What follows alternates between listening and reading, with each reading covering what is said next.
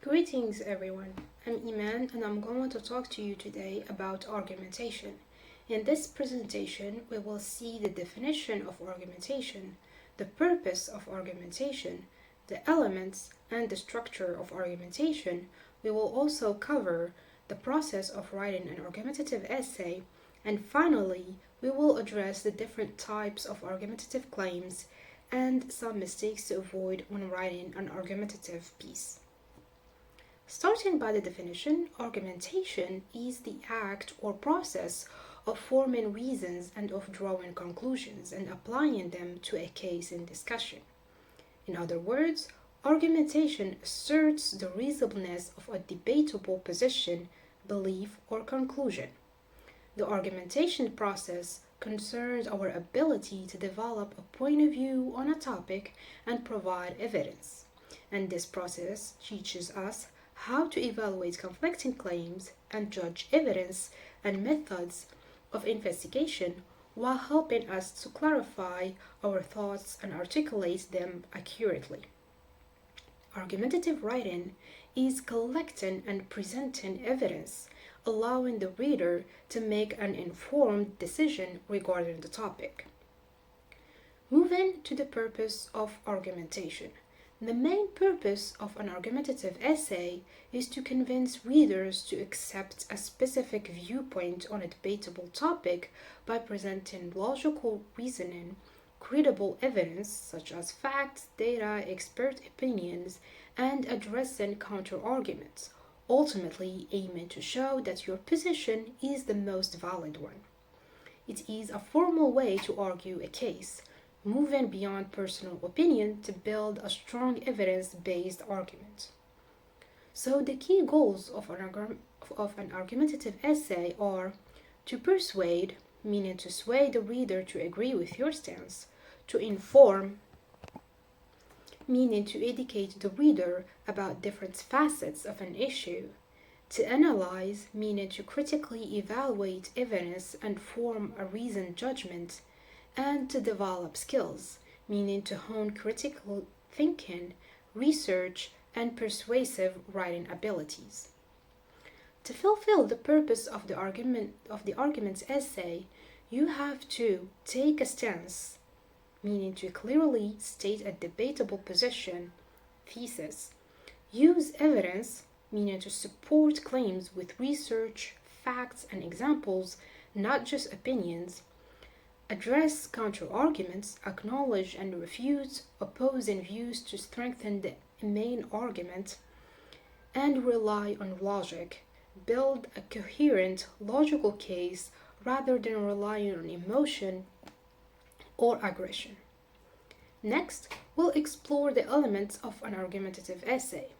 There are 5 core elements: a clear thesis statement, claim, strong evidence, the facts and the data, logical reasoning, acknowledgement of counter-arguments, and finally their refutation. Let's take a closer look at these elements. A thesis statement is your main argument or the position on the topic. Stated clearly, usually at the end of introduction. It contains your claim, which is the specific point you are trying to prove in a given section, supporting the overall thesis. Your claim must be arguable.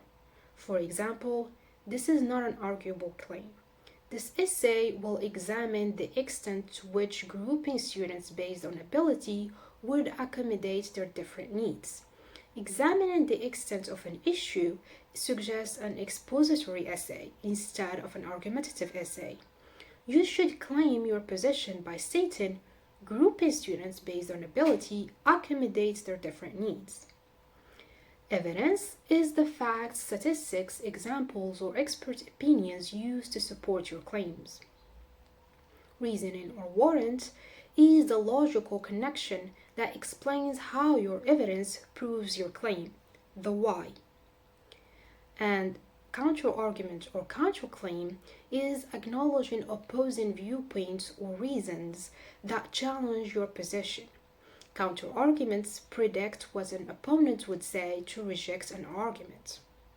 When you provide a counter-argument, you provide reasonable objections to an argument that might arise for some who disagrees with you. For example, someone claims making learning fun in classrooms allows for good learning because it motivates students to learn. Ask yourself, are there people who would say that having fun in classrooms is not necessary for learning?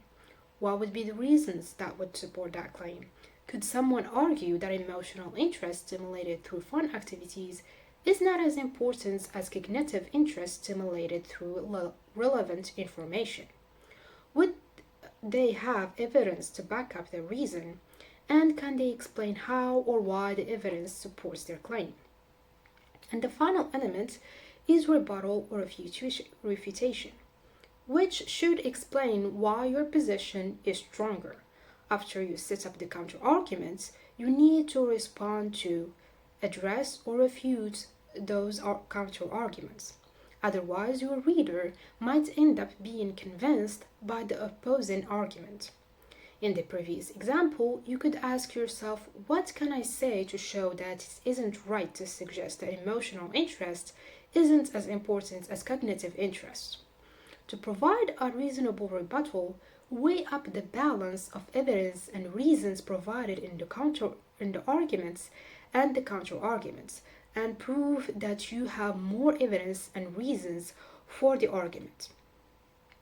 Our next segment will be the structure of an argumentative essay. Like any essay, the argumentative essay consists of an introduction, body paragraphs, and a conclusion.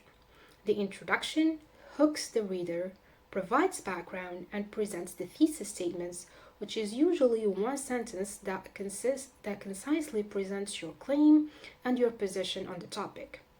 For the body paragraphs, each paragraph develops one point with topic sentence, evidence, and reasoning, often including counterarguments and rebuttals. And lastly, the conclusion summarizes the main points, restates the thesis in different words, of course, and provides a final thought on the argument's significance. There are three distinct approaches to argumentative essay structure: Aristotelian or classical, Rhetorian, and Tolman. Each approach has its principles and methods. The choice depends on the purpose and nature of the topic. First, let's start by the Aristotelian argument. Its purpose is to pursue a neutral or open audience to accept your thesis. The method of the classical approach is to present a clear claim, use logical appeals, logos, emotional appeals called pathos, and establish credibility called ethos, often by refuting counter-arguments directly. It is best used for debates, speeches, essays with a clear stance. Second is the Rhetorian argument. Its goal is to find common ground and build trust to reach a mutually acceptable solution, ideal for hostile or divided audiences. The method to apply it consists of presenting the opposing side's view fairly by demonstrating it and understanding it before introducing your own position, showing respect for all viewpoints. It is best for sensitive topics like gun control or political debates where polarization is high. The third and last approach is the Tolman argument. Its purpose is to analyze the logical structure of an argument, especially for complex or technical topics. The method of this type is to deconstruct arguments into 6 parts. Number 1, claim. Number 2, grounds, which are the data and the evidence. Number 3, warrant, which is the link between the grounds and the claim. 4, qualifier, which are the limitations. 4, rebuttal, the counter arguments. And finally, back-end, which is the support for the warrant. Its use is best for scientific papers, legal arguments, and technical discussions. Here is an overview of each type of argumentative essay structure side by side in a table. Please pause to read.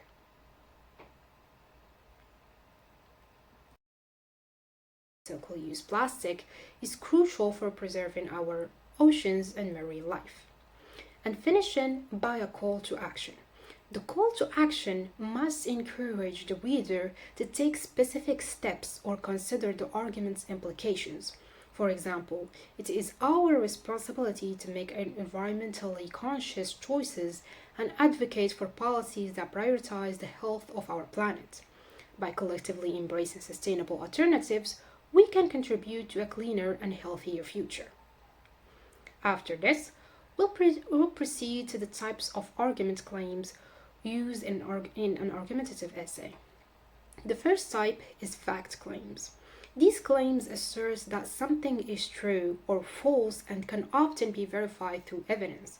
For example, water boils at 100 degrees Celsius at sea level. The second type is value claims. Value claims express judgment about the worth of morality or something, often based on personal beliefs or societal values. For example, organic farming is more ethical than conventional farming. The third type is policy claims. Policy claims propose a course of action or argue for a specific policy, law, or regulation change. For example, schools should adopt a year-round education system to improve student learning outcomes. The first type is cause and effect claims. These claims argue that one event or condition leads another to another, establishing a cause and effect relationship. Example, excessive use of social media is a leading cause of increased feelings of loneliness among young adults. The fifth type is definition claims. Definition claims asserts the meaning or classification of a concept or term. For example, artificial intelligence can be defined as machines exhibiting human-like cognitive functions. The sixth type is comparative claims. Comparative claims assert that one thing is better or worse than another in certain respects. For example, online education is more cost-effective than traditional classroom learning. The seventh and last type I'll introduce is evaluation claims. These claims assess the quality, significance, or effectiveness of something based on specific criteria. For example, the new healthcare policy is more effective in providing affordable healthcare to all citizens. Understanding these argument claims can help you construct more persuasive and well-supported arguments tailored to the specific nature of the claim. Now, I'd like to turn to some mistakes to avoid when we're writing an argumentative essay. We shouldn't be insulting. We shouldn't express an opinion without evidence. We shouldn't repeat arguments, and we shouldn't generalize. Also, we should avoid emotions and avoid exaggerating claims. I would like to conclude this presentation with a couple of quotes. Joseph Gerbert said, "The aim of an argument or of discussion should not be victory but progress." And Edward de Bono said, "Argument is meant to reveal the truth, not to create it." Thank you, and I'll see you another time.